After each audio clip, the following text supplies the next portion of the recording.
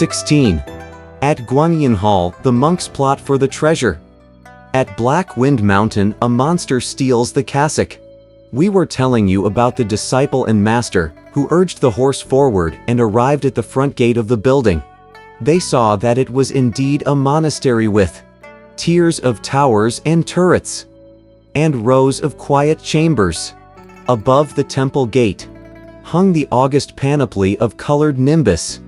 Before the Hall of Five Blessings whirled 1,000 strands of bright red mists, 2 rows of pines and bamboos, 1 grove of juniper and cypress, 2 rows of pines and bamboos revealed their fair virtue unspoiled by time. 1 grove of juniper and cypress displayed its chaste beauty in comely hues. They saw also the tall bell tower, the pagoda rugged, monks in silent meditation, and birds on trees gently cooing. A dustless seclusion was the real seclusion, for the quiescence of Tao was truly quiescent. The poem says, "This temple, like Jedhavana, hides in a jade-green grove. Its beauty surpasses even the Vara. Pure land among mankind is rare indeed. This world's famed mountains are mostly held by monks." The priest dismounted and Pilgrim laid down his load. They were about to walk through the gate when a monk came out. How does he look, you ask? He wore a hat pinned to the left, and a robe most spotlessly pure. 2 brass rings hung from his ears. A silk sash was wrapped round his waist. His straw sandals moved sedately. His hands carried a wooden fish. His mouth recited constantly the wisdom he sought most humbly. When Tripitaka saw him, he stood waiting by the gate and saluted with his palms pressed together in front of him. The monk returned the greeting at once and said laughing, "I'm sorry, but I don't know you." He then asked, "Where do you come from?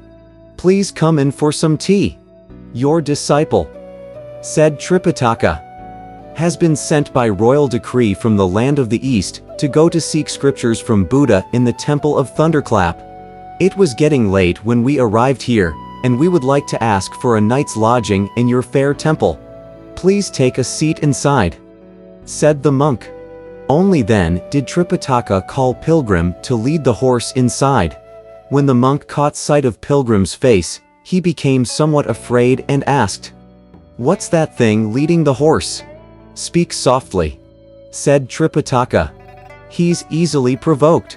If he hears you referring to him as a thing, he'll get mad. He happens to be my disciple." With a shiver, the monk bit his finger and said, "Such a hideous creature, and you made him your disciple?" Tripitaka said, "You can't tell by mere appearance. He may be ugly, but he is very useful."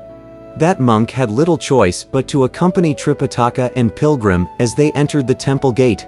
Inside, above the main hall's entrance, the words, "Guanyin Chen Hall," were written in large letters. Highly pleased, Tripitaka said, "This disciple has repeatedly benefited from the holy grace of the Bodhisattva, though he has had no opportunity to thank her. Now that we are at this Chen Hall, it is as if we are meeting the Bodhisattva personally, and it is most proper that I should offer my thanks." When the monk heard this, he told one of the attendants to open wide the door of the hall and invited Tripitaka to worship. Pilgrim tied up the horse, dropped his luggage, and went with Tripitaka up the hall. Stretching his back and then flattening himself on the ground, Tripitaka kowtowed to the golden image as the monk went to beat the drum, and Pilgrim began to strike the bell. Prostrating himself before the seat of the deity, Tripitaka poured out his heart in prayer. When he finished, the monk stopped the drum, but Pilgrim continued to strike the bell without ceasing. Now rapidly, now slowly, he persisted for a long time. The attendant said, "The service is over. Why are you still striking the bell?" Only then did Pilgrim throw away the hammer and say, laughing, "You wouldn't know this. I'm just living by the proverb, if you are a monk for a day, strike then the bell for a day." By then, the monks young and old of the monastery and the elders of upper and lower chambers were all aroused by the unruly sound of the bell. They rushed out together crying, "Who is the maniac fooling with the bell?" Pilgrim leapt out of the hall and shouted, "Your Grandpa Sun sounded it to amuse himself." The moment the monks saw him, they were so frightened that they tumbled and rolled on the ground. "Crawling around," they said. "Father Thunder. He's only my great-grandson," said Pilgrim. Get up, get up. Don't be afraid. We are noble priests who have come from the great Tang nation in the east." The various monks then bowed courteously to him, and when they saw Tripitaka, they were even more reassured. One of the monks, who was the abbot of the monastery, said, "Let the Holy Fathers come to the living room in the back, so that we may offer them some tea." Untying the reins and leading the horse, they picked up the luggage and went past the main hall to the back of the monastery, where they sat down in orderly rows. After serving tea, the abbot prepared a vegetarian meal, although it was still rather early for dinner.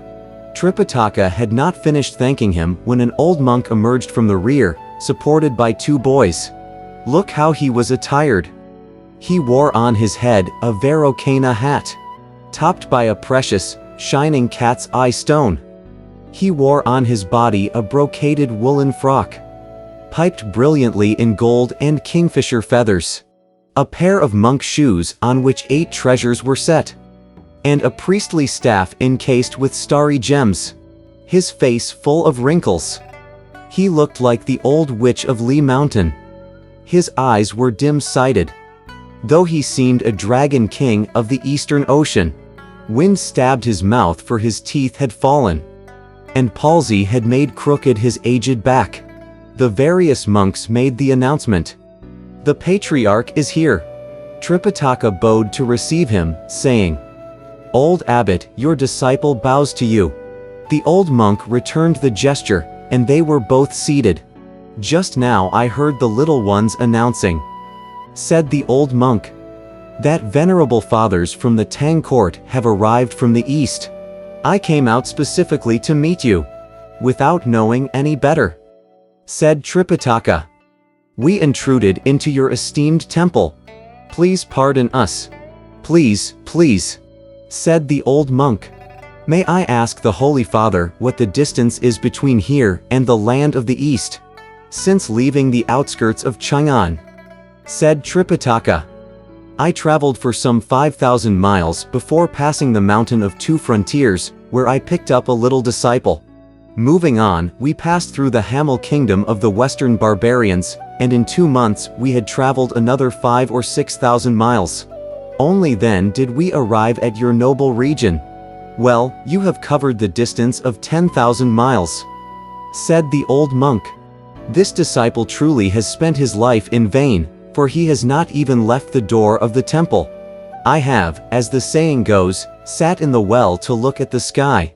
A veritable piece of dead wood."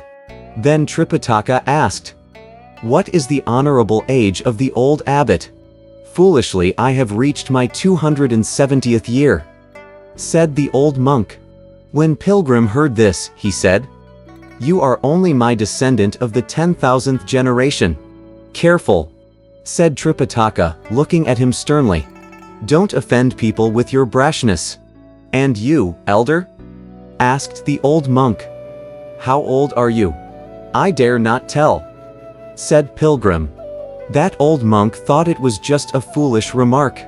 He paid no further attention, nor did he ask again. Instead, he called for tea to be served, and a young cleric brought out a tray made of milk-white jade, on which there were 3 cloisonné cups with gold edges. Another youth brought out a white copper pot, and poured 3 cups of scented tea, truly more colorful than camellia buds, and more fragrant than cassia flowers. When Tripitaka saw these, he could not cease making compliments, saying, "What marvelous things! What marvelous things! A lovely drink, indeed, and lovely utensils. Most disgraceful stuff," said the old monk. "The Holy Father resides in the heavenly court of a great nation, and he has witnessed all kinds of rare treasures.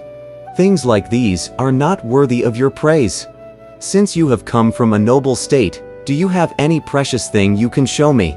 It's pathetic," said Tripitaka. "We have no precious thing in the land of the East. And even if we had, I could not bring it with me because of the distance." From the side, Pilgrim said, "Master, I saw a cassock the other day in our bag. Isn't that a treasure? Why not take it out and show it to him?" When the other monks heard him mentioning a cassock, they all began to snicker. "What are you laughing at?" asked Pilgrim. The abbot said, "To say that a cassock is a treasure, as you just did, is certainly laughable. If you want to talk about cassocks, priests like us would possess more than 20 or 30 such garments. Take the case of our patriarch, who has been a monk here for some 250 years. He has over 700 of them." He then made the suggestion, "Why not take them out for these people to see?" That old monk certainly thought it was his show this time. He asked the attendants to open up the storage room and the dudas to bring out the chests. They brought out 12 of them and set them down in the courtyard. The padlocks were unlocked. Clothes racks were set up on both sides, and ropes were strung all around. One by one, the cassocks were shaken loose and hung up for Tripitaka to see. It was truly a room full of embroidery, 4 walls of exquisite silk. Glancing at them one by one, Pilgrim saw that they were all pieces of fine silk, intricately woven and delicately embroidered, splashed with gold. He laughed and said, "Fine. Fine. Fine. Now pack them up. Let's take ours out for you to look at." Pulling Pilgrim aside, Tripitaka said softly, "Disciple, don't start a contest of wealth with other people. You and I are strangers away from home, and this may be a mistake. Just a look at the cassock.